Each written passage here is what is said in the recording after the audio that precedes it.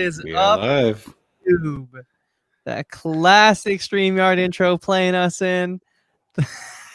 We're The ready, baby. vibes are high.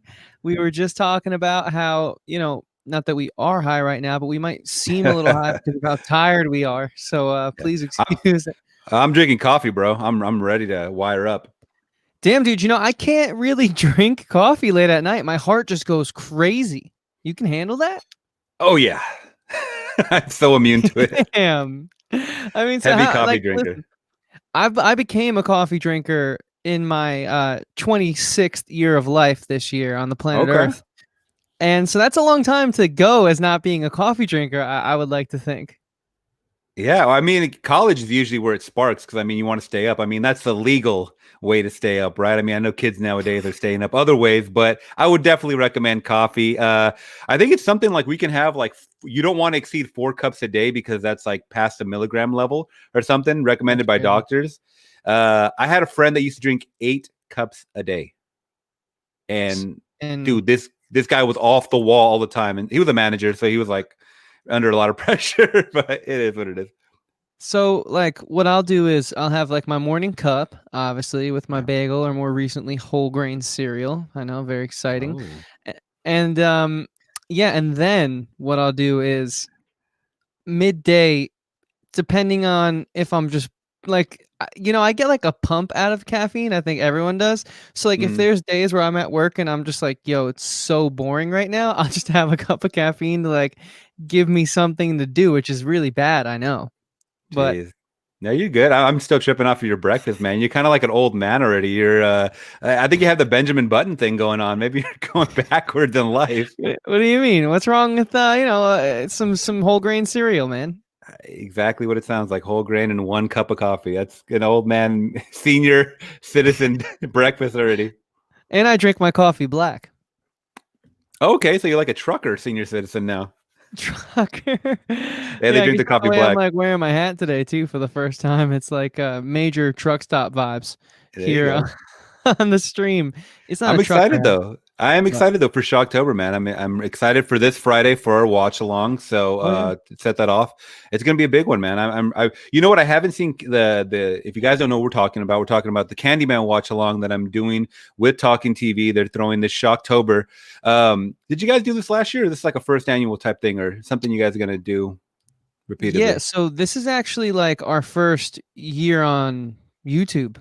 The podcast turns 1 next week. That's right. Yeah, that's right. So next week we'll have turned 1 year old, and it's like kind of the thing. So Dom and I, every Halloween for the most part, since we've been friends the past 3 years, really, would go to a party at my buddy Andrew's. And aside from the fact that Andrew now has a girlfriend, he has other plans. And this is Andrew. If any of you guys, because I know a few people cross-pollinate from my other podcast, it's my co-host Andrew. Also, you don't want to have a Halloween party right now, especially in New York. You get a ticket, that's a big ticket. So Dom and I were just like, damn, like we I like getting dressed up in a costume, man. It's fun. I'm a performer. It's kind of like a avant-garde performance type thing, I like to think of it as. And so it just all stemmed from wanting a place to hang out with people on Halloween like I normally do. And YouTube has become the outlet pretty much for the entire quarantine for us. And so what better place and what better time to do it? You know what I mean? Yeah. No, definitely. I mean, this is the time and place to get those creative juices flowing. I think we had talked about that early in the pandemic, is that this thing has really opened up creativity for a lot of us, as far as not just watching a shit ton of movies, but building a community and meeting new people. And it's like, we kind of have our circle going on. We're hanging with the same people because we know who we click with, who we vibe with, mesh with the best, I think. And we're meeting new people along the way and having these new ideas. And now that we're in October, we can get really creative because most of us like to have fun around this time of year. And I was just, dude, I've been doing a lot of the Dollar Tree hunting videos and stuff like that. I walk in and they have a lot of their decorations on display, and I'm not someone to decorate, but I was like, you know what? I feel like screw it. I just want to have fun and decorate. I mean, they're only dollar little things I could hang up here and there. We don't even get trick-or-treaters in our area, and I doubt this year with COVID Halloween there's going to be anybody knocking at my door, but I want to just do it just to do it, have some fun, Dude, I totally feel you on that, man. It's like, this is my favorite time of the year, not really for, you know, the fact that it's like an excuse to like, drink a lot and hang out with your friends. It's like just Yeah. being together with people, celebrating super weird, crazy things like Yeah. slasher movies for a whole month. Like that's not The really like the original mask wearers, man. They were hitting COVID preparation before anybody. they were exactly, dude. And so like, yeah, that's what Shocktober's all about, guys. Yeah. Unfortunately, I would have to restart my Google Chrome right now to screen share and pull up some of the graphics. Maybe David Do might it. want to Do do it. I'll that if take that's all over. right. Yeah. Oh, Just you want me to? sort You of, want me to? I don't know if I have them. I have them saved on my phone. I don't have them saved on my desktop right now. you know what? I'll throw Unfortunately. you I'll throw you the link right now. But yeah, guys, Okay. essentially what it is every Friday for the next 3 weeks, starting on David's channel, Flix Talk, of course, where if some of you guys are catching his version of the stream right now, you're already there. We are We're gonna be hosting simultaneously a live. streaming. Yeah, we forgot to mention that. Yeah, exactly. We're gonna be hosting a live watch along, celebrating a specific sect of horror movies. So David chose to handle classic. What was it? You did like classic It, slashers, right? slashers, I want to go over more particular. Yeah. Yeah, exactly. And we're doing just like you know Dom and I. We're ending it off on Halloween. We don't really have like a set thing. It's just like, hey, if this is the first one, we got to go with Halloween on Halloween. And of course, we're Yeah. talking about John Carpenter's 1978 Halloween film. So, Dude, we just did the Halloween ranking over on Alex's channel at Levels of Geek. Oh my god, it's a shit fest. That franchise. So starting it with Halloween is the best thing, man, for sure. so you've seen all of them then? Yes, unfortunately, I had to binge watch them all for this ranking this past week. It took me the whole week, and Okay. God, I mean, there are like a lot of nostalgic feels and stuff like that, but for the most part, it's a crappy franchise. I'll just say that. But yeah, to quickly end it on this whole Shocktober thing while David pulls up the final graphic, and then of course we're going Yeah. to get into the bread and butter of this segment, which is Lovecraft Country, guys. Don't think we're not. It's just a community event. You know what I mean? I always speak about, especially on these segments, how much I love getting out here with you guys and how it's like helped through the quarantine. And so that's what it is. And it's a place for you guys to come and hang when, we might be going into the winter and who knows what's going to happen with the world and stuff. So just come and hang and like, take your mind off things and watch some horror movies with us. It's really what it's all about. And our Halloween event will be a costume party. Join at your own risk. That's right. I hope this is the graphic I'm pulling up the right one, right? That's fine. Yeah. So just, Okay. October 9th to the 31st, there's not something going on every day, but that's just the time span that it ranges within. And it's starting tomorrow night on Friday night, on David's channel. It's going to be a blast, man. Oh yeah, it's gonna be fun, man, and make sure you guys are following, Talking TV on all their social medias because they're doing a great job of just promoting this event. Everybody involved. We just got a huge group chat. We're adding more people, and I'm looking forward to it, man. I'm really gonna have a good time. Like I said, hadn't seen Candyman in such a long time, so it's gonna be really fun. Unfortunately, I don't think it's streaming anywhere, so you got to kind of have your own copy. I think I saw it maybe on a Hulu. It was like an add-on or something. Yeah, it's like a Hulu. But it's an add-on. It's premium subscription. So you want to pay $20 a month for Hulu, you're getting Candyman.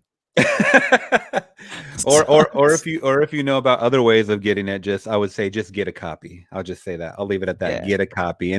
But yeah, it's a really fun movie that spawned a couple of sequels, but we're talking about the original. And I'm gonna have fun with that one, man.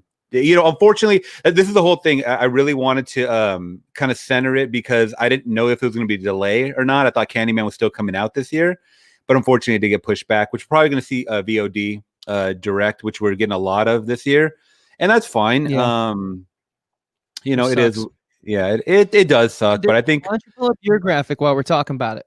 Your Candyman graphic here, real quick, and then we'll jump into some Lovecraft Country talk. Yeah, of course.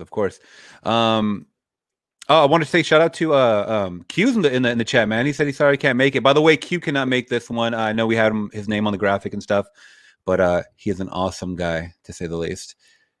Yeah, well, he'll be back hopefully next week, and if not, Q, you definitely, if you can, I know you're a busy guy and no pressure. If you can make the finale with us, that'd be awesome. Q says it used to be on Netflix. Need to. Oh, did it? Oh, damn it. Yeah, I that always sucks. get the tail end of everything. Here we go. So this Friday, guys, for Shocktober, a community event, Candyman, hosted by Flix Talk. That's myself. The watch along Halloween event for Candyman 1992. That's Tony Todd. Oh, such a great lore, man, of this movie. I will say, if we ever created like a movies that scare you type list, this would be way up there. I remember seeing this as a small child, and just the music, the gritty, grimy, like just urban setting of everything. There's a bathroom scene that haunted the shit out of me. I don't know if you know what I'm talking about, No, but it really, no, you got to rewatch it. no, But no, it's I'm stuck watching in it for the my. first time. Oh, you are. Yep, I'm gonna be watching it for the first time.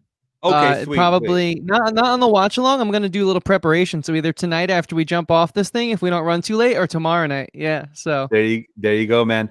So yeah, it's a very, very dark movie as far as dark subject nature. The tone is dark, and that's why I think everybody was so excited for this Candyman lore, because we remember saying Candyman in the mirror. It was like the what's that, bloody, like a Bloody Mary type of thing, and you didn't have too many of those. I don't even, did they make Bloody Mary movies? They probably did make low budget Bloody Mary movies, but nothing beats me. that I feel like that's a movie that could have been like part of this Conjuring world or something, but I don't know, maybe missed opportunity. But this was another one, guys, where you repeat his name. I think it's 5 times for him, and then in the mirror, and he would come out and start slashing up everybody. I don't know why you'd want to summon someone to slash you, to kill you, right?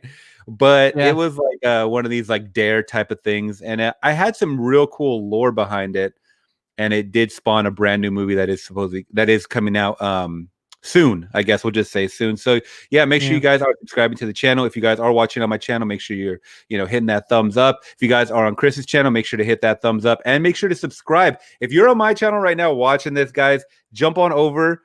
Yeah, hit that subscribe. I put Chris and Dom's channel down in the description below. They're like 6 subscribers away from 100, so make sure you guys are hitting that subscribe button for Talking TV Podcast. Can't recommend that enough, guys. They have some great content on that channel. Thanks, man. Appreciate that. And likewise for Flix Talk, obviously. We always have him on the channel for a reason. And we hope you guys, enjoy what he does. And go check out his latest videos, the Blu-ray hunting video. Those are always fun. I'm probably going to watch that with my whole grain cereal tomorrow morning as I wake up. Oh, yeah. Yeah, dude. So I'll just say this. I'll hit you with a quick hot take, and then we can chat some Lovecraft, if that's all right with you. Yeah, of course. Halloween 2, great film. Oh, yeah. Love that movie. I feel like a lot of people hate it. I think it's really good. No, Halloween 2 was my top. Hopefully we're not talking about the Rob Zombie one, but Halloween 2 was mine and this guy Ralph, who was on the channel last night of Alex's. He goes by Horror and Coffee. We both agreed that Halloween 2 was our favorite in the franchise. Cool. Overall. Yeah, there you go. Yeah, it definitely it was a great sequel, and you know how bad sequels can be. So it was a great follow-up sequel to a classic movie, Halloween. For sure. Yeah. Breaking news. Q said he just heard Wonder Woman might hit VOD. Dude. What world do we live in right now? If that happens, Black Widow is for sure going. Black Widow is for sure going to VOD. That's all I'm going to say. Bro, so many movies are getting postponed, man. It's like Dom and I were joking out of just what else can we do? And also rest in peace, Eddie Van Halen, who passed away. Yes, I just saw that earlier today. Of cancer at 65. Huge for me growing up as a little kid, playing guitar, obviously, and being in bands for so long. He was a big influence. So, yeah. But it's like we just keep getting all these movies pushed back, man. We're really putting the TV and talking TV. But there's only so many shows that, have been edited and waiting to be released. They got to start shooting soon too. What are we going to do? I know. Well, yeah. I know what we're going to do right now, though. Let's get ready. Let's talk it. Let's talk about Lovecraft Country. Definitely put a little timestamp about 15 minutes in. I'll put that down in the description. In the description. And real quick, we got a couple people in my chat as well. I wish we can combine chats, but shout out Q, shout out Sam Jr. Alex cannot pronounce Flix Talk. Alex from Levels of Geek, so he calls me Flex Talk. So all of his community is now calling me Flex Talk, and I have no guns whatsoever. That's the shitty part. So now I got to start bulking up, working out over here because everyone's calling me Flex Talk. So shout out him, shout out Jay, who's buddies with Elliot as well. So thank you everyone here for watching us live, whether you're watching it on Chris's channel, Chris and Dom's channel, or mine over here at Flix Talk, guys. So let's get into Lovecraft Country episode 8. It is called Jig-a-Bobo, right? Yep, that's how I would say it, dude. I gotta say, this episode for me was a step forward from last week's, for sure. But I still wasn't in love with it, let alone thrilled. I kind of was fighting being on my phone for the majority of it again, even though it was better. What about you? No, I absolutely love this one. I mean, there was a lot of different things that we focused on. We got a lot of callbacks, especially with the whole situations that Ruby got into, which I didn't really see coming. I mean, we'll get to that point, but you know, we kind of got a call back to the episode that she was featured in as well, which I liked. And we got kind of all the characters kind of intertwining. We got Gia and stuff like that. Before I get into all the breakdown details, I liked it, and immediately once it ended, when we got like that last like 5, you know, crazy scene at the end, the first thing I thought of, I was like, who is directing this? And Misha Green. So she directed and wrote this episode. So for the most part, she's played the background, just wrote the screenplay, right? As the showrunner. And it's different directors every single episode for the most part. Now she kind of jumps in the director's seat. And I should have put 2 and 2 together, because yesterday I did see them post up pictures kind of on her Instagram of her just kind of sitting there and looking at the monitors. So I was like, okay, maybe she's a little more involved. And yeah, she directed this episode. I thought she did a phenomenal job, because once we had talked about, we didn't know too much of her work. It was kind of like on the more underground level. Yeah, this is like her first big thing, honestly. Her first big outing. Aside from, you know, we had looked it up, I think, in like our episode 3 chat or something. I think even Elliot might have been there. We looked it up, and she did a couple indie things and whatnot, but she's really just still getting her foot in the door in this industry. So that's why I always say, like, it's tough for me to come down and be super critical on her. And like, I guess for me, this is more my wheelhouse. You know, I'm more of the TV guy in my podcast dynamic, Dom being more of the movie guy. And so I kind of like, and you've kind of pointed out that it's like, damn, dude, like, you don't kind of be this like critical on it sometimes. But I just, you know, to preface for anyone new out there, is the reason why I'm doing this again. I just want to really like this show. It's got a lot of things in it that I want to love, and it just keeps getting more and more messy as we go forward. So you said something interesting. You also said so we agreed, and when we said that we felt it was a step forward from last week, but you had said that you actually really liked this one, whereas I kind of felt that it was more so just better than last week, but it didn't wow me. It wasn't. I feel like we have really, as a whole, in the past 3 to 4 weeks now, taken a step back from what got me wanting to like and looking forward to watching it each week. So I guess let's start with some positives, right? To take something away from Elliot's book here. Like, what was it about this episode that you said you really loved? Yeah, there was a whole creepiness factor, and once again, I kind of had an inkling. I kind of had something itching at the back of my neck, saying this has very, you know, great Jordan Peele vibes. Maybe he directed it, and it wasn't. It was Misha, like we had found out. But man, the thing with the 2 little girls that were following her that whole time, that was straight like Us vibes to me. That's why I was like, this is Jordan Peele all the way. So I'm sure he had a lot of involvement in this episode. So I like that nature. I mean, I like that aspect of it. Also, Diana was a character that is it Diane or Diana? I think it's Diana. Well, the daughter was a character we didn't get too much involvement with, but I liked what we saw before in the episodes. So I'm glad this was kind of the, you know, we're focusing on, for the most part, everybody has their own episode. I think this was more like 70% Diana, maybe 60%, and then you got like Ruby, and then you had Atticus and Letitia and all that, as well as like more Montrose and stuff like that. So I wrote down all my points, but I think overall the pros of this was very creepy. I love the ending, like we always get from our Lovecraft. It's either you love or you hate the ending of it. So I liked the ending of it. I felt like we got a little more step forward with a lot of the magic and spells type of thing, especially when they showed it with the police officers. So we got a little more of that. And then I think it's going to come to fruition. And we had talked about Christina's involvement. I I really think she is going to use Atticus, and it was mentioned that she's going to sacrifice him, and I was like, we kind of knew it, that she's playing both sides of these. She's playing all these characters, right? Whether it's Ruby, Letitia, or Atticus, she wants to use them for her gain. Yes, go ahead. Sorry. Oh, keep going, man. Yeah. I was gonna say that's kind of like the pros that we had talked about. I don't really care too much for the magic and stuff like that. I know you said you were really into like, you know, the occult and the skull and bones type of aspect of it. Me, not so much, but I loved what I saw. I mean, you know, the imprints on the stomachs and stuff like that. The invulnerability, I can never pronounce that.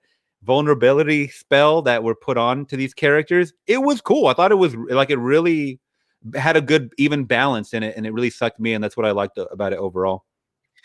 Yeah, you know what's funny? You know what's funny, man? A lot of my complaints about this show for the past few weeks, if you guys have been following, David and I and you know, guests each week have been covering this pretty extensively, have been that we haven't been getting progression in the major plot points, and I feel like I was expressing that I was getting nervous, sort of going towards the finale here, and now just 2 weeks away. And so I really, you know, it's odd because you would think if I got that, then I would kind of stop complaining for the past few weeks. And I feel like I really did get that this episode. You know, I got to see more of that Ruby and Christina/William dynamic and their sort of relationship. By the way, that bed scene, by the way, oh my God. Yeah. We'll get into that, but that was Jesus. That was crazy. Yeah. Talk about, you know, freaky stuff. But, but I mean, you know, it's just like getting the progression forward is what I've been craving, but I just still didn't like it. And so at this point, I think I'm starting to realize like they really stuck the landing out the gates, and it just kind of seems like it's a little in over its head at this point. And so someone who's going to be on the finale with us, if you choose to join us, David, at least here on our channel, one of my film professors who's turned recent guests, Patrick W. Huber, who you'll see some photos of your favorite movie and TV nerd soon. He has a theory that I want to unveil right now because first of all, that name sounds very studious as it is. So I'm all on board. I cannot wait to hear what this guy has to say. But go ahead. Sorry. It is. He's everything you think a film professor who has become friends with his former students and will go on YouTube to talk about movies is like. That's Pat. And he says that, and he's trying to binge read the book before he gets to this episode with us, because he really thinks that, and he kind of feels similarly to as I do, whereas he feels like they ran out of things to talk about around like episode 3, and that because it's a short book if you look it up, and so they've just been winging it ever since, which would make a lot of sense. But at least that's how I feel. I feel like we stopped having a definite direction and a definite point of where we're going, probably when they pretended they were Indiana Jones for that episode back in week 4. And I just feel like we're on autopilot right now, and I haven't really been liking it, even though I've been getting some progression this week. So unpack that as you will, but that's my little preface before we really dive into it, you know? No worries, man. I mean, I definitely respect it. It is. I mean, we talked about this is kind of up and down as far as episodes go. You know, some are better than others. I know this one, I had to look it up on IMDb afterwards, because I did catch this a couple days after, because I like to see if the score goes up or down and if it's steady or whatever. This one got a really high score compared to the last episode. I think got like an 8.3 on IMDb out of 10, whereas I believe the last one got like a 7.5 or something like that. So a little better than people like this one overall. But I think once again, we're not focusing 100% on one character. We have a lot of different elements, different situations coming in, a lot of characters focused on as well. And let's just unpack it, man. I mean, starting from the beginning, we get you know, the whole Emmett Till situation, which I'm still a firm believer that Elliot on day one saw every single episode, because he called the Emmett Till thing. There's no way that he can call every single prediction. There's absolutely no way. Unless he's a shaman himself. Elliot, you've seen every episode when you got all the episodes. Come on, dude, stop lying. but yeah, so as soon as I saw the Emmett Till thing, I knew we were gonna get you know, kind of tie-ins to what's going on in the world today, because they love to do that with this show. And I mean, you can call it timing or whatever. But there's a lot of crossovers from 50s to 2020. I mean, a lot of people are making that parallel. There's even a mention, and I'll jump to it, where Diana's being choked out by a police officer, and she says, "I can't breathe." I I mean, saw that. yeah, direct writing right there. That kind of ties in. But the whole Emmett Till thing, I think, was shot really, really well. Even when they panned out, and I knew a lot of this was green screen because you can't get that many people in one location. I mean, it's just like, I mean, I know the trickery that they do with cinema and stuff like that, but it looked really good. They kind of threw this weird, like, I don't know if the copy that you were watching, but it kind of looked a little I don't know if it was oversaturated, but when they were pulling out and they were showing like the train go by, like it looked almost video gamey a little bit. It kind of threw me out a little bit. But we don't usually get huge crowd shots like this. And we kind of got a lot of that throughout the episode, whether, at the Emmett Till funeral at the beginning, or whether Diana was being chased by these two little girls. She's running through the crowds. We're getting a lot of crowd interaction. So that's something that we don't see too much from the show, and I kind of appreciated it. But going back to the Emmett Till thing, I think it's important that they kind of touched on that, because that was, I don't know, it was I mean, there was a lot of calls to action in it. Ruby was very upset about the whole thing, and they mentioned on it a lot. And man, I don't even want to get into the Christina thing yet, but I just thought that was a very, very powerful implementation, I guess, into this episode. So Yeah, I mean, I think starting off with it certainly, and talking about, I forget. I really didn't know too much about the story, if I'm being completely honest. I had to look it up after Elliot had talked about it. I knew the name. I didn't know 100% what happened, and I think once they started talking about it in this episode, it just puts some more graphicness into everything. Yeah, I actually paused the episode and looked it up just to have it fresh in my mind and get like the context of it. And so I think sort of starting it off with that was pretty intense. And yeah, and Jay in my chat, by the way, says Bobo was Emmett's nickname. So that was kind of the tie-in right there. He also says Johnny Nash as well passed away. Who was Johnny Nash? I don't know who that is. Johnny Nash? I have no idea. I guess I'll do a quick Google search. An American singer-songwriter. Not 100% sure. Oh, I can see clearly now. The Rain Is Gone was his first. No way. His first hit. The first non-Jamaican singer to record music in Kingston, Jamaica.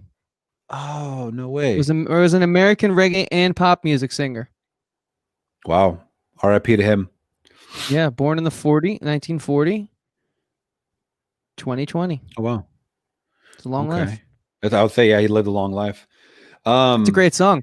But yeah, what I will say is sort of opening up and then, having this episode now, another one of these episodes where we target another cast member and having it be all about, I forget her name, the daughter of George. Diana? And yeah, exactly. Diana. Mm-hmm. Diana. Having it be all about her and stuff was an interesting perspective. And I think sort of like that was a really cool sort of, comparison to show like how the death of a kid affected a kid. And so I wonder if that's why she was sort of, because I don't see, they explain things, but then it's like such a half-assed explanation that I don't really know if it's like, oh, well, is it actually what they say? And what I mean by this is I kind of like sitting there at work today and sort of thinking about what I was going to say tonight. I was like, it would be really cool if they did this. So here's what I think happened with Diana and all that stuff. Okay. I think like she was already going through the ringer, having lost her father and all these changes in her life. And obviously, she's a smart kid. There's things going on around her that are crazy and she's picking up on it. And everyone's all out of sorts around her. Montrose, Atticus, Letty. Everyone's got something wild going on. You can only hide so much from like, a 12-year-old man. You're smart at that age. Oh, yeah. And so I think that's why she started to see those crazy us girls dancing around. I think it was, obviously there was magic at play, but I think like she was kind of susceptible to the magic because of how traumatized she had been. And then I think seeing like a kid who was just like her get killed for like no good reason, I think it kind of pushed her over the edge. And so I think that's kind of how they tied in the period piece with the mystical elements of the show in this specific episode, in this instance. And correct me if I'm wrong, but did we get a good explanation of what those us girls were doing and stuff, or why they were No, there? it was I mean, the police officer, told her that he put a spell on her, and he goes, "If you want me to undo whatever is chasing you," meaning that he doesn't know what this spell specifically does. He just knows that it puts the fear in her, almost like a Pennywise thing. Pennywise can be whatever your fear is, right? And that's why I said exactly, and that's where I was So going with it. Pennywise is a good example because we saw the little roots, worms things come up out of the ground, but also we had no reason why the cop just pulled her over and put a spell on her, aside from the fact that maybe he was just a racist cop, which I guess sure could be enough justification, but she kind of has been a neutral party in regards to the whole mysticism and uncovering mystery that's been going on. So for yeah. her to get targeted like that was a little, it just didn't make sense to me from like a writing perspective, you know? Well, I think with her specifically, Diana, I think the cops by now they do know that Letitia, like they're all in the same circle. They're all, who's related to who, or who's, a couple with, like Letitia and Atticus and stuff like that. They know the circle now, and they know Christina's involvement as well. So I think she was definitely targeted once she got the spell put on her. It was more to kind of stop digging into this Hippolyta thing, and just kind of we're just gonna have these demons chase you while we do what we do.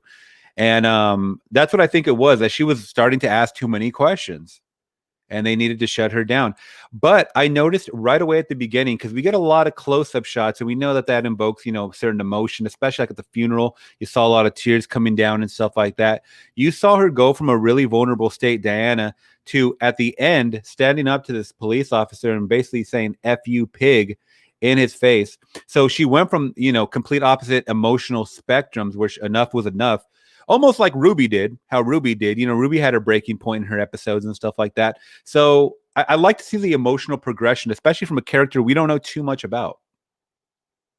Yeah, and sort of going to your chat, speaking of this character that we learned a lot about this episode, but hadn't really known too well up until this point. The Richard Chaney says Captain Lancaster found the comic book with her name as an author at the Time Machine, and that was kind of how we ended the episode last week. The comic book was there. They picked it up, and it was clearly recognizable that it was hers. But they never really said anything about it. And then to get the episode targeting her this week, right? Her episode. Yeah. So that's why that's why I did say it was a step forward. But again, we just don't get any answers. But at least it felt like we got some of that through line back that I have been so desperately craving in regards to the show. Also, another thing I really kind of didn't like that was explained, but it's more nitpicky because I know they're going to come back to it later, is that the mention of Hippolyta kind of disappearing in this other dimension or whatever it was, wormhole, like flashing different times and space or whatever it was. I think Atticus is, I don't remember verbatim, but Atticus said something to the effects of like her arm like pushed him through or something, or like she wanted to stay there or something. And I think she alluded of, I'm going home, but we never see her kind of go home, which to me says that she stays in that time state where George was alive. So we're not going to get her again in present time or in this timeline of Atticus and Letitia, what they're going through now. It's going to be an alternate timeline where, she's going to have probably all the family members, but it's going to be like a multiverse. It's going to be one of these multiverse situations. So he does make a mention of her, but that she stayed or that she was trapped in there still. No, that's a good point. That's a good point too, because especially like how last week, remember you and Q, we were all kind of like, okay, so like Atticus found out Montrose was gay and got angry for a second, and then they literally just dropped it for the entirety of an episode and went on this crazy, whatever you want to call it, Doctor Who spaceship shuttle ride to like multiple dimensions and stuff. And then this week we have another big bomb dropped, just like what you just said, and they touch upon it for like a second. Atticus gets pressed on it for a second from Letty, and he just like, I don't know what happened, just let it go. Like they just keep letting these important things go. It's like, what are we doing at this point? These characters got to own up for the crazy stuff at some point, right? Well, once again, I think they're saving the meat and potatoes for the final episodes, which we're going to get the next couple of episodes. They're kind of either stretching it out or there's too much to kind of cover, and it's like they want to probably touch on so many different things. And yeah, I mean there's a lot to unpack just in this episode alone, man. I mean, jumping to the whole Ruby and Hillary transformation once again, which I didn't know why it needed to have another callback. Like Ruby got her episode. Why are we getting the exact same thing now that we know that Williams is that what his name is? Williams? Yeah, William. William. Like, why are we getting this over and over again if we already saw it? I mean, we understand she doesn't want, in certain situations, she'd rather be a white woman than a black woman. And she explains to Letty, that was the only cool thing, is that she explained to Letty what happened. She drank the potion and that's what happened. Also, in that same scene, I believe, we get the final boom, Letty's pregnant. And I remember how I said it was either going to be her or Gia. Mm-hmm. So that's cool, because there's so much more when a character is pregnant, because and we see that in the jumping all the way to the end, which I don't want to do yet. But now Atticus has another person to protect even more. Well, two people to protect now. Technically, it raises the stakes. So, it certainly does. It also shows the strength of their relationship, wow, they let it get that far. That's wild, because like there's a lot happening off screen is what I'm kind of learning, and how these characters like one week don't seem to know each other and next week they're all buddy. For example, like William and Ruby, right? Yeah. And I guess William, Christina, and Ruby, because now at this point they just kind of thrust upon us the fact that Ruby's kind of in love with both of them. She's okay with the fact that they transform because she does it now. Yeah. And it's like, okay, we didn't see that though. I mean, I guess we saw it when they showed it to us, but they're just like, I'm learning how they want me to watch the show. Again, I'm already in school. I don't want to have to learn anything else. I think a good show doesn't make you learn things, but I'm getting it now. And so, well, to me as a watcher, the only reason they would have these scenes play out again with the character we already saw that had a whole episode is to add a little bit more. And I think the only little bit more that I got from Ruby and Christina was that Christina's actually into her sexually. Why would she, change back into a man? Because she would need the male parts to perform her act. If Ruby already knows that the con has been made, right?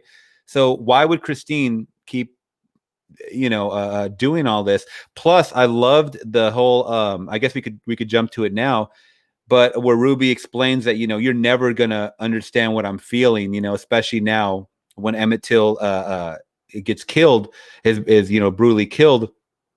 So she puts herself in that situation and recreates the Emmett Till kill, which was freaking, like, I did not see that coming whatsoever. It was very disturbing to watch. Even her as a white woman, it was very disturbing to watch because it was just so brutal, man. And they explained it. He got beat up, got shot, got barbed wire noose around his neck, and then thrown in the ocean.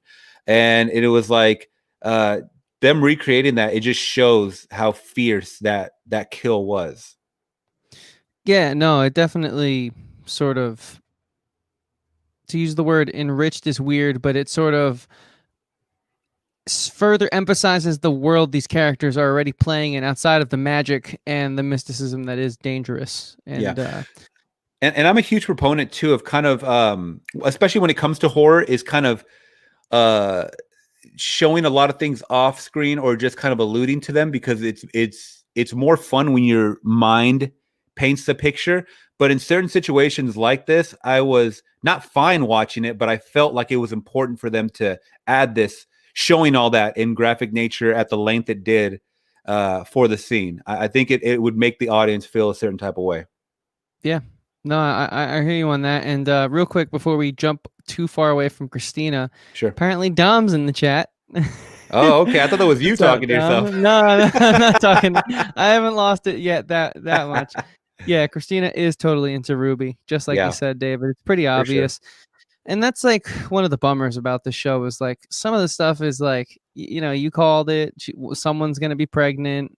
I mean, Well, it's hard to say Elliot called it because we're pretty sure he watched the whole thing. No, yeah. I'm just kidding. But you know what I mean? Like I feel like the best kept secrets of the show aren't really that well kept. Well, she's still Christina's still on this whole rant about being a woman and doesn't it anger you to she as she talks to other female characters like Letitia, as a woman we need to do this, or we're never in the forefront. So she does have this, I guess, I mean, she has an agenda, right? But at the same time, she also has morals, and she has this like a different, like a moral compass, and these issues that she has a strong stance against. And it seems like one of those is she wants to be powerful, but she can't because she's a woman, and so she's kind of banding together with the women. And it seems like she is into women sexually as well. So I mean, it's kind of creating this character more. I'm still not 100% invested in Christina as a character because her demeanor is just kind of very monotone and bland to me still. So I mean, yeah, it's cool the things that she can do, but I'm still like look into our two characters of Letitia and Atticus as the And, more interesting ones. and you know what? I agree with all of that of what you just said. But the thing Dom, is, Dom is letting it rip, huh? yeah, he's going off. Yeah, so I'll just, give Dom a quick moment here. Nah, this show's whack, starting to feel like shock value for shock value's sake, Wow. impeding on the storytelling That's potential. a I good. also agree with that, though. I agree with all of what you guys are saying. Guys, Dom will be on the finale with us in two Yeah, I was gonna weeks say it's gonna be a because loud podcast that episode. it most certainly will. If you know Dom, he knows how to bring the party. And I gotta say, the thing about it is, David, like getting back to all the points you're making, which I think are really good. It's like I remember when we first started doing this series, right? Episode 2, 3, and 4. I was like, Yeah. honestly, I'm okay with some of the things not being that good because there's two characters that I'm super invested in. Obviously, George was one of them, but they killed him off. But then I was still super invested in Atticus and Letty. And they've kind of faded into the background. And the problem I have is that aside from there being, to quote Dom, the shock value things around each of the new characters they've given an episode to and introduced. For example, Diana in this episode with the little us girls, Ruby with the whole body transformation, face parts sliding off of her and she turns into someone else. Last week, the I forget her name, his other love interest who sort of reappears, which we should get to next, sort of being like this like ancient demon that when she, in her words not mine, climaxes with her victim, she kills them and takes all of his memories out and sucks his soul out, and once she gets 100 souls. But it's like, okay, cool, that's a cool interesting tidbit about those characters, but what we haven't gotten in those episodes is still pushing the characters we come to know and love, Atticus and Letty, forward in a way that makes them still interesting. And also, once you kind of realize the little shtick, gimmick, whatever word you want to put on it that each of those characters have, they kind of fade right back into the background. Like you said, why did we get the rehashment of Ruby this episode? We already had that. Yeah. Those scenes really didn't do much. So that's why I'm nervous going in to these last two episodes. You know what I mean? Yeah. Well, I think once again, it was to kind of shimmy in the Emmett Till factor of it, and it just jumps to Jay's asking in the chat, was Christina trying to feel the pain of Emmett or test her magic of immortality? And Queen Edgy said, I think both, and I totally agree, because she does when she jumps out of the water, she pulls up her shirt, and she, her all her wounds are gone. You see the imprint of the vulnerability. I believe it was the vulnerability. Which is pretty much like an impenetrable shield or whatever. Or she might have put a different spell on Letty than I think she put on herself. But I mean, with Letty, there was that drive-by or not drive-by. I'm sorry, the police shooting inside of the house, and the bullets were just like bing, bing, bing, like flying off her. Right. So these two women have spells on them, and I think it was. I didn't even think about that. Just to test her powers. I thought she was really invested in what Ruby said and she wanted to recreate that. But now that I'm thinking about it, it was to do both, because when she comes out, she kind of is like almost like a relief that she's still alive, proving that the spell could have worked or not. That's interesting though. But yeah. Yeah, and it's like the whole spell thing was cool, but Mm, again, it kind of came out of nowhere. I think they really dove into it very quickly, and it sort of served a shock value slash plot point purpose. yeah. And I don't really know what else to say about this episode other than I guess I'll tell you real quick why I at least thought it was a step forward from last week's episode, Okay. because I felt like last week we had spent so much time in that sort of dream sequence, multiverse traveling sequence Mm, without any real takeaways from it. And so at least this week we didn't see much of Atticus and Letty, but at least the actions that they took were entertaining and also pushed the storyline forward to what we know is coming, the finale, yeah. and sort of getting Dinah on the forefront and having her sort of have these hallucinations mixed with like more of the magic that I kind of have been wondering about and craving, even though I think it all felt a little rushed. And I still feel like in these past few weeks, we're watching episodes that aren't really too thought out. Like there's not really progression that excites me all the way to the end and gives me a payoff. Yeah. I at least feel like this episode they're trying to get us to a finale, and I think you're really starting to see like symptoms of a young show running team, and a young showrunner in Misha Green, who, for as much good as she's done, I also think it's a bit messy, if I'm just going to be honest. Okay.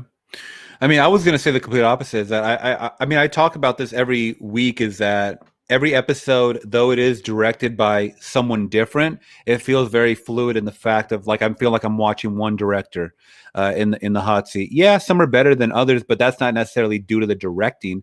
That's just either the subject material. Yeah, some episodes are wackier than others, meaning it's not cohesive at all other than the characters, but that's what they want. I believe that's what they want. They want to almost make this like an anthology type of thing where you're not supposed to compare it to the last one. And that's what I think we're doing so much, is comparing it to the last one or seeing, this is not explained in this or whatever. And it's either flying with people or it's going over their head or it's making them angry. And I think for most people that are not used to that formula, it's going to make them more angry than anything because they're going to have more questions to be answered. And by the way, the Us girls that we're talking about are from the book of Uncle Tom's Cabin. I don't know if that's an actual book or not, but I remember them Yeah. kind of showing Yep, that. I remember that. I don't know if it's an actual book either, but I do remember it in the episode. Yeah, and I guess that's where they stemmed from. So that could have been a possible book that she was reading or whatever image that they kind of threw up there and kind of elaborated more on a horror side. I'm trying to think more into it. Why would they be so demonic looking, or but because when we get our close up, it's like the mouth is like really ripped, like Joker status. Like it's very, very. I'll be honest. I don't like stuff like that. Like in the sense of like, especially when they use kids and they're like contorting and doing all that. That really creeps me. That really does creep me out. I mean, it literally though felt like. Oh, okay. Dom said, Oh wow, okay. it is an actual book. It was bound. Unfortunately, it was banned for how horrifically racist it is. There you go. Dom does always know his history. I do have to say though, yeah, that felt so Jordan Peele, which I guess is fine. His marks on it, but it literally felt like those were like, hey, we got some leftover costumes from us. Misha, you want to save some money? Like, use these. That's mean, but I just I'm not impressed by the show at all right now. So, I mean, with that being said, I think before we jump out of here, we got to talk about this finale though, because I actually really did we talk about Gia. We're missing. We're missing. I wrote a lot more stuff down than you're. Oh, okay. Get into it then, got a man. lot of Just stuff. get Sorry. into it. Don't let me keep beating the same drum. So the return of Gia. So I thought it was extremely shadeful of Atticus to just diss Gia, who they had a love moment in that episode, and he totally dissed her. I understand your new girl is right there, but you guys were in love back in Korea. Don't dismiss that. And I felt like she was so heartbroken when he was just dissing her like that. And he was just like, get the fuck out, just like get out. And I felt like I wanted to see like maybe her step in with her foxtail power at the end instead of the monsters, but that was cool. But I felt like her just popping up for a quick moment saying that you're gonna die, and he was just like, no, I'm not. That was it. that was her only involvement, and I was like, this is supposed to be a very powerful character, like as far as like supernatural, not supernatural, but like she has this curse upon her, and she can do crazy things, but she's very underutilized to me, at least in this episode. No, I agree with that a lot. Actually, I kind of it felt so minute that it just didn't make a big difference to me, Yeah. because you're right. When I first opened the door and Atticus walks into the house and he goes up to that table, I was like, whoa, was that? Oh, it was. Okay, this is wild. And you're right. It's like the love interest clashing. And as we remember, Yeah.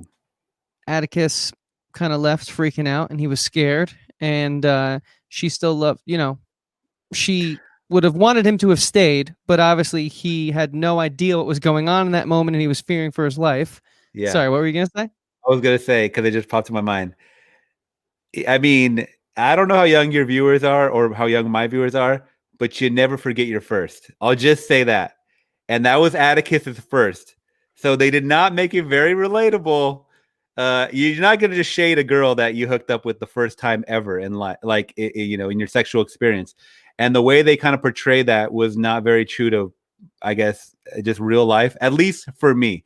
And I'm sure a lot of people, unless the person totally did you wrong, but I think in that situation, yes, she was, technically, a monster in his eyes or whatever like that. But I felt like he would be a character that we kind of that we're growing to love. Well, at least for most people, maybe not some of his decisions, like as an army guy, but I feel like he would have a little more compassion in that situation. Yeah, I agree with that. I think it was completely brushed under the rug, that whole moment, and she was kind of just there to deliver some plot point that is going to come in the finale, where Atticus is now going to make every decision thinking if he's going to die or not. But and he's always going to have like, that.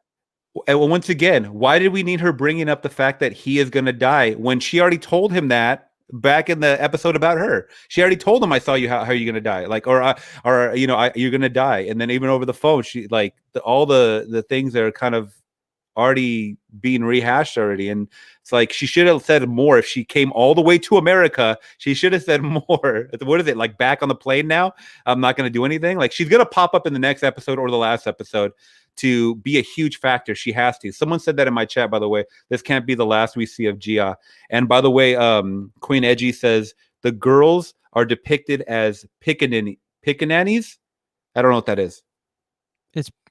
Yeah, I have no idea what that is. Ask him to explain. Yeah, maybe you guys can elaborate. I don't know the lore, folklore of that book at all. Yeah, I have no idea. But the depiction of the cover, by the way, it did look pretty racist. I mean, they always portrayed Black people in literature, like on the covers, and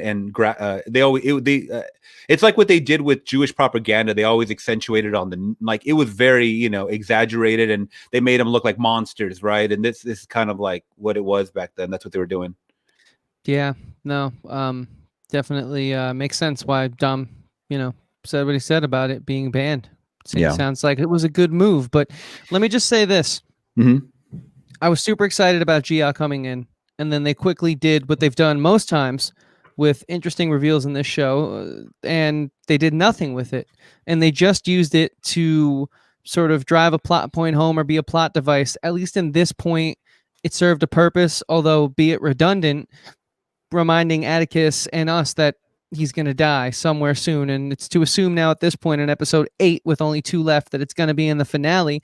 But it's like, they scaped by with this one, but if we remember, at the end of the Indiana Jones episode 4, we met this crazy demonic demon character who was so cool, this ancient creature with all this knowledge, and her throat just gets slit, and she's gone. No word of her since. Mm-hmm. I'm just like, I just keep noticing a lot of mistakes, and a lot of like cool things that have been built up that just haven't been capitalized on. Well, I mean, now we're getting to the boiling point where the police know that he has the pages.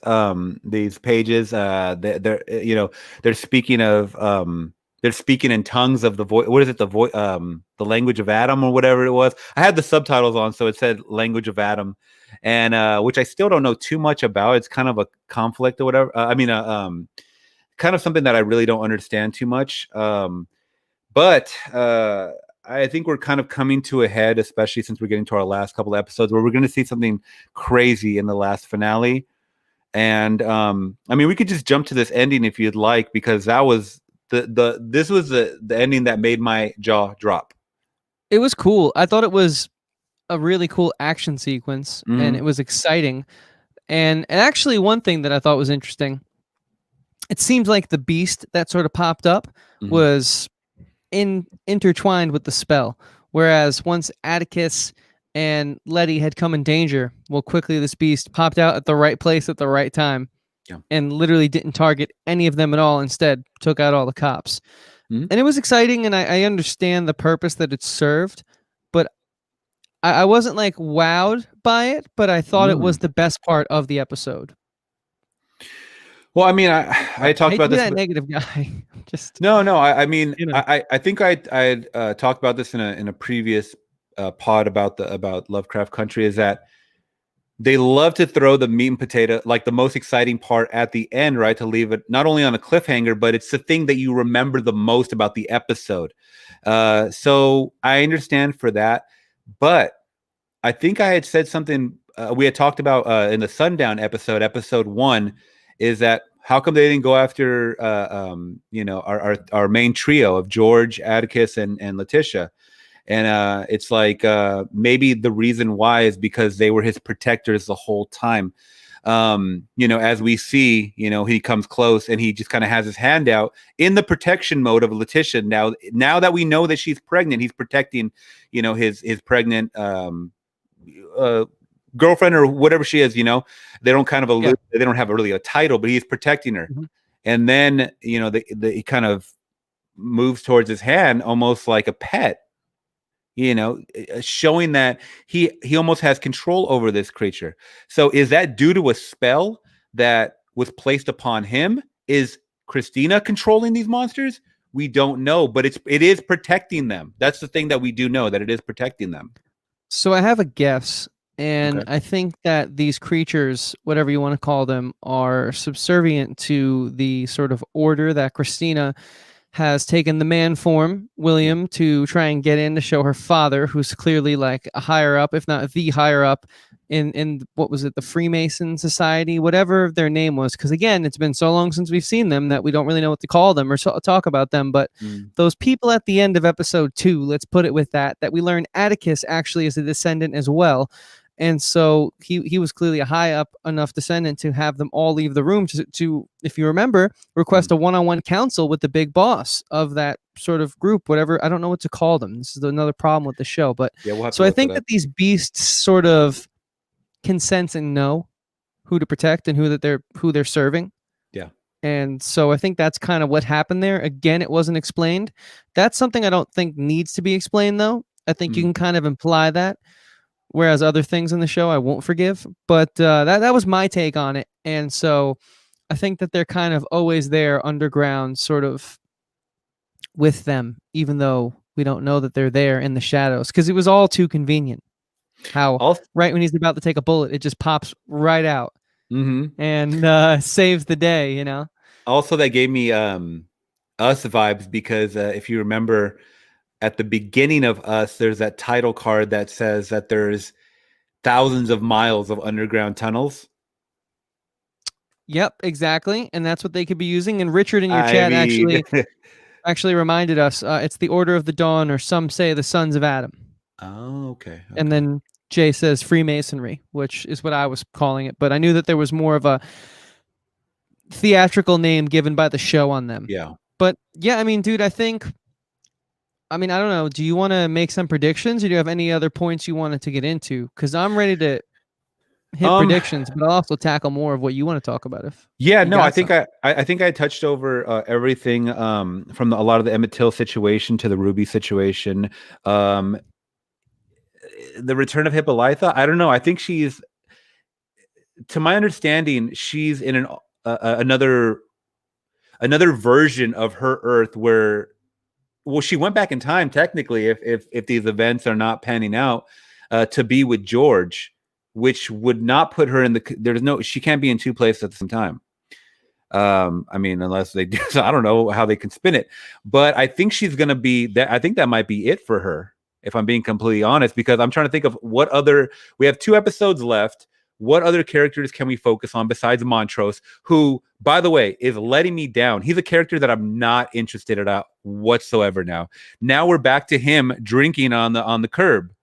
And okay, Montrose being Montrose again. Like, it's not really, I felt like we got a little more of him in the episode. Was it the last episode or 2 episodes ago where he was in the drag queen in the drag competition?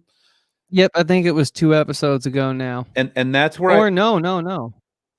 Whatever, it was one of those. It's all getting so confused, but yeah, I actually like that episode because it was like almost a coming out thing to him, or being around people that are also gay, and he felt very vulnerable in that moment, and that's what I want to see from characters, especially those that have so much anger in them, is to let their guard down and show what they're really holding inside, or really what they're fighting against, I guess, internally.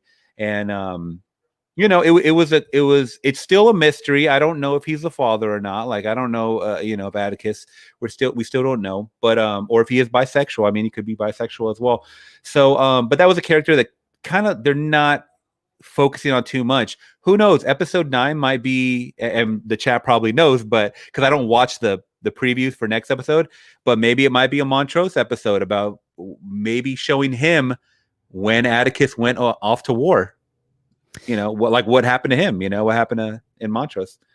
Yeah, I don't watch the previews either because I don't want it to be spoiled. I'm just not a trailer guy, so to say. But as far as predictions, after real quick, I do want to see. I do want to see. Well, I mean, we're not gonna get into the last episode, but I want to see Gia come back. Obviously, I want to see more explanation. I want to see more monster explanations. Now that we have monsters in plain sight, they're not in the woods anymore. I would love to see them showing a little more. Either, hey, these things are your protectors. Maybe he can train them. Maybe it's like some How to Train Your Dragon type shit. I don't know. Maybe they're gonna be out in the field and like, okay, you can summon them. Either way, I want to see Atticus, do more spell things, because we didn't see him do that until since episode 2, man. Really, I mean, yeah, they put a spell in the door that won't allow people to walk in, but who cares? I want to see some crazy stuff come from Atticus, the bloodline.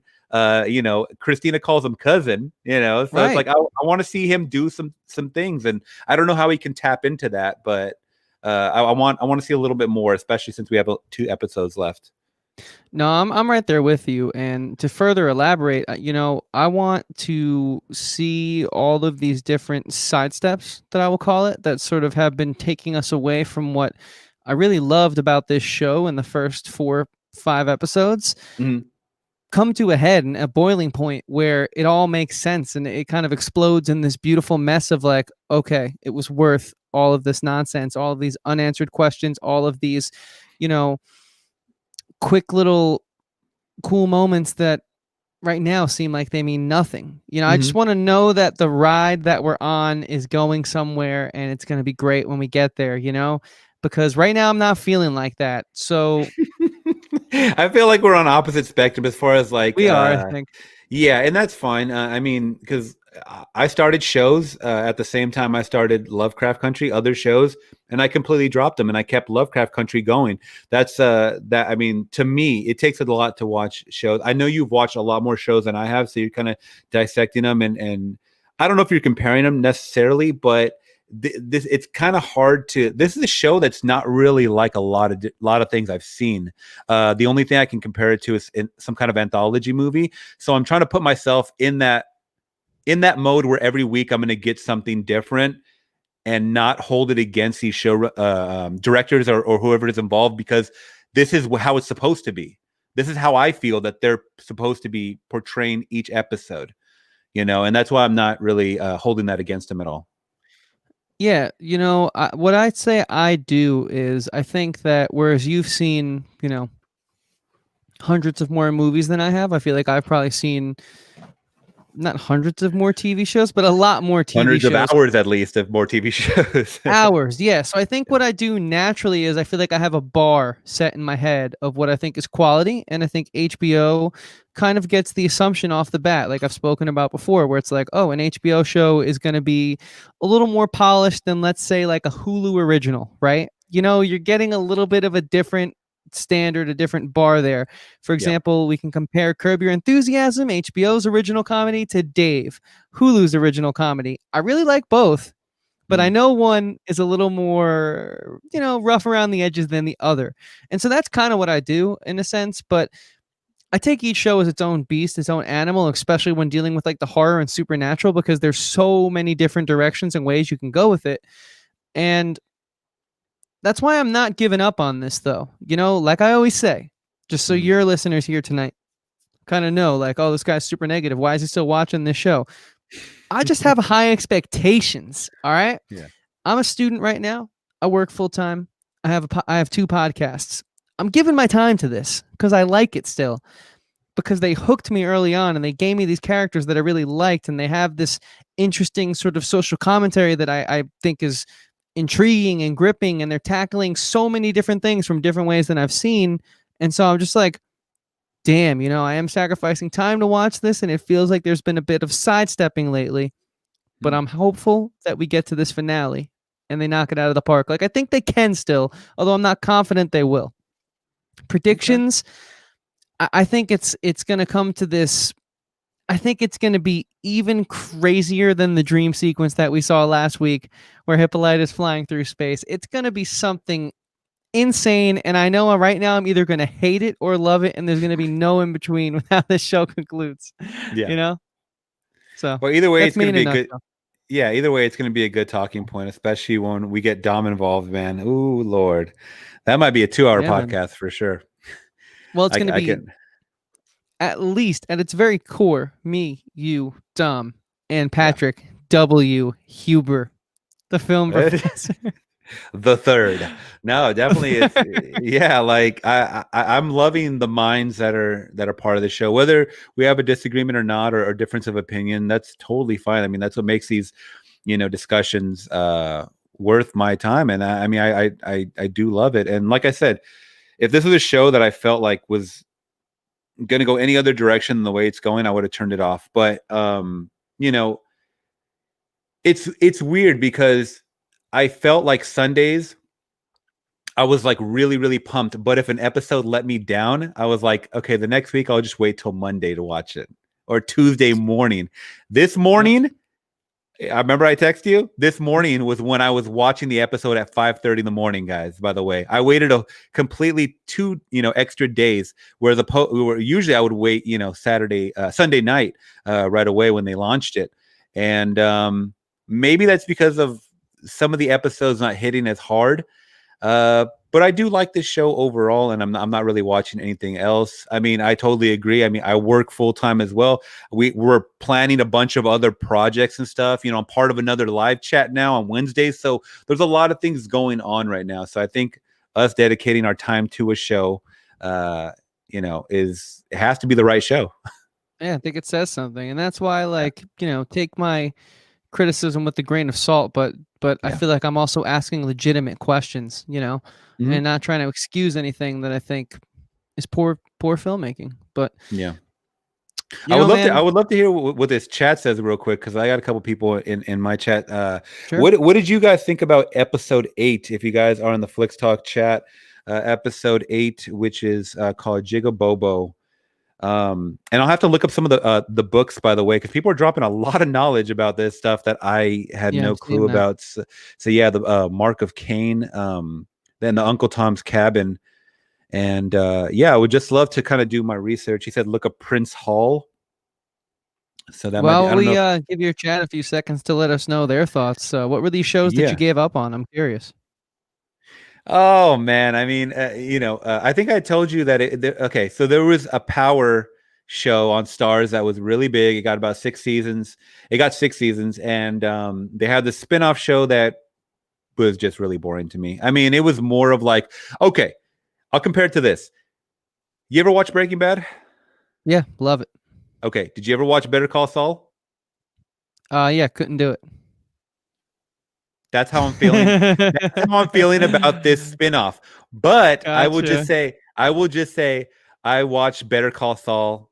I'm up on all of it, and I watch it every single week. It was the driest show I've ever seen. That was very interesting.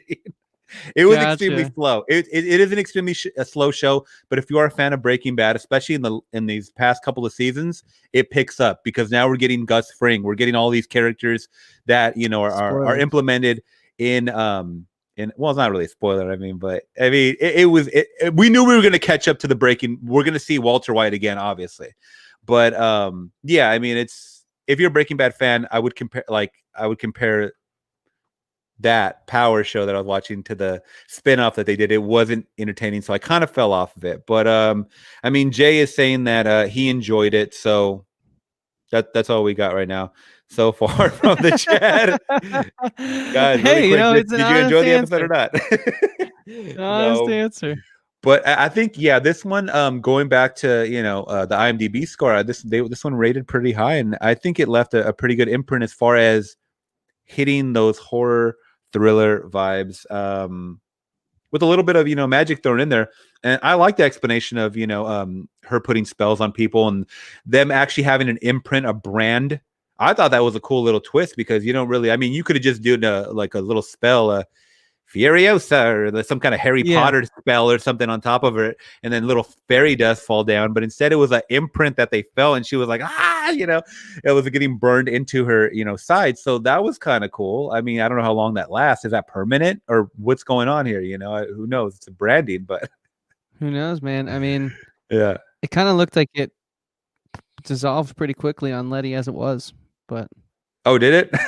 like it kind of looked like it kind of went away a little bit. Like it was still there, but so I feel like it's a magical brand, It's like It a temporary reveals itself. tattoo that can just it's like a henna tattoo, right? You could just, it looks very, very, bold and stuff like that. And then just kind of washes off after a week or so.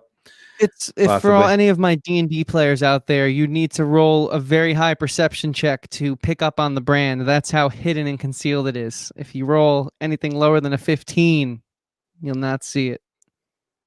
I definitely play a bit of Dungeons and Dragons, dude. I think you got to remove the TV really quick and just call you the nerd for a second. The nerd, dude. Hey man, we're toying with all sorts of ideas for the channel next year. Oh no! If you guys do some live D&D play, I swear to God, I'm unsubscribing. I swear, dude, be a part of it. No, I am not into any of that stuff. Oh, and God. not even that's why I'm so glad I was old enough to pass up Pokemon cards and stuff. That was not my bag. The nerdiest thing I did was play Pogs. If you can remember Pogs. No, I don't know what that is. Dude, look up Pogs right now. Screen share, man. Pogs. Okay, well, I'll do the screen share. Screen share yeah. And then we'll see if your chat responds anymore. All I'm still seeing is Jay who says he enjoyed it. Guys, if you are in the chat, if you are in the Flix Talk chat, let me know how if you enjoyed or didn't enjoy episode 8, which was Jig-a-Bobo. Let me know. Did you love it or hate it? Please let me know in the chat. I got 8 people in there. Nobody's saying anything but Jay. But Pogs, man. It is what it is. I love my chat though. I love them. Let's see. Pogs game, also called milk caps. Let me pull this up for you real quick. I know this is totally off topic, but hey man, let me just say this. All right. Yeah. We never on our channel, and I don't care putting this out there in the open, a little inside baseball. We never have people watching this live, and then the next day I wake up and all these people watched our live Lovecraft. There you go. I have no idea. People always, I mean, some people can't do it live. They check the replay. But yeah, this was it's called Milk Caps, a game during the early 90s. The brand name Pog is owned by the World Pog Federation. The name Pog originates from Pog, a brand of juice made from passion fruit, orange, and guava. The use of the Pog. Oh, sorry, keep going. My bad. That's the use of the Pog bottle caps to play a game preceded the game's commercialization. Can you hit images? I really don't know what I'm looking at right now. Okay. No worries. They are literally just like plastic cardboard cutout caps, and you would stack them. Damn, dude, this is so prehistoric. So see in how a they're stacked sense. right here? Prehistoric. Come on. How they're stacked on top of each other. You would take a stack, and then you would have something called a slammer, which was like hard plastic, and then you would smash the deck of them, and whatever one's flipped over face side up, you got to keep that. And this used to cause fights. Dude, on the playground. Damn, dude. That's I'm wild. not bullshitting you.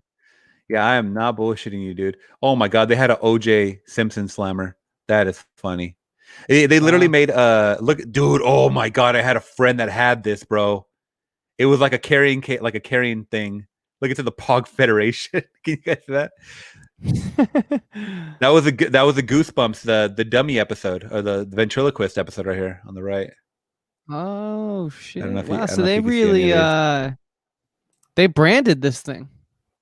Oh yeah, most They did definitely. brand So deals. see that Let me see. Let me actually zoom in a little bit. Oops. Nope, we don't Wow. want that. So see that it says OJ in the slammer, and then it also says where, Awesome. yeah, where, but you notice how it's like thicker than the actual Pog. So this is a slammer. Yeah. They would slam it down. It's crazy. But Jay does ask, have you watched American Gods? Yeah, couldn't do it. First episode was just one of the worst pilots I've ever seen in my life, and I instantly turned it off. Wow. It's like, we're talking about what right now? Uh, Nah, see you later. the Richard Chaney says, "Good Sorry, dude. show, but I've liked them all. Thanks for the stream." Yeah, he's liked Cool. all the episodes so far. Sweet. Hey, Yeah, thanks for being here, Richard. Yeah, for sure. But yeah, that's David, pretty man, much. that's I thought Tamagotchis were weird and obscure. Oh, come on. People as old as me will remember Pogs. I'm sure Elliot remembers Pogs for sure. Taking shots. Oh man. Hey, I mean, I'm the ancient dinosaur over here. It's all right. I'm just kidding, dude. I'm just kidding. No, I know. Oh, But yes, man, this was fun, man. Yeah, episode 8, man. Jig-a-Bobo was a pretty cool episode, and I'm excited to see what comes next. I mean, we're coming up on episode 9 and 10, and yeah, man, I can't wait to join this finale with you guys. Yeah, dude, we should do more of this co-streaming thing, just so your audience knows. I mean, I'm down to do it each week if you want. Yeah. If you guys didn't know, I've already done a couple of live streams. So at first I did. If you guys are wondering about the whole Lovecraft episode breakdowns, I did do a couple of the solo ones in the earlier episodes just by myself on the channel. And then Chris asked me to be part of his, and I was like, let's just keep this going. So we do have some guests sometimes, Q reviews as well. Unfortunately, he couldn't be on tonight. So make sure you guys are going over to Talking TV Podcast. I left his link in the description below. So hit that subscribe, because I will be going live on there as well as here. But this is kind of the guy that I talk Lovecraft with. So if you guys do like his content, or if you guys do like TV content in general, and movie content, make sure you guys send them a subscribe. Thanks, man. And likewise, I mean, our community is it's growing, and it's very small, and we're very humbled by it. And I'm sure the people know who you are, David. But if they don't, if for some reason the YouTube hashtag algorithm, some people say it still works, some people say it doesn't. If for some reason you found us out of total happenstance, head over to Flix Talk on YouTube, subscribe. His link will also be in our description. We'll be doing a watch along this Friday night on David's channel for Candyman, a part of our Shocktober community event, as well as watch alongs all month long, to help you guys have a place to go in a season when normally you'd be out and hanging out with your friends. That's what Shocktober, presented by my channel, Talking TV, is all about. And we're very thankful that David is able to play such a big part in this thing, hosting one of the 4 events. And we hope to see you there. It's going to be a blast. And yeah, this was cool. Happy Shocktober. Happy Shocktober. And let's hope that Lovecraft gets better. Because I'm not. I would just, oh man, hot takes. You're ending it with a hot take cliffhanger like that? No, I was gonna say, I love California. I'm in California, by the way. He's in New York. But one thing I hate about California during this time of year, October, it's still 80 degrees outside. It ain't fall. Like, it does not feel like we don't get seasons over here. That's why it's so hard to get in the Halloween mood. The best thing I could do is just play horror movies all day when I'm home. That's it. I'm in the full fall mood. It was 61 degrees today. I worked outside. The leaves were falling. The wind was whipping. I hate you. It was brilliant, man. You got to send me some pictures, man, of like the orange leaves and stuff. We don't have that, dude. We have palm trees. That's it. All right, I'll send that your way. Guys, we'll see you here again next week. Yep. Peace out, guys.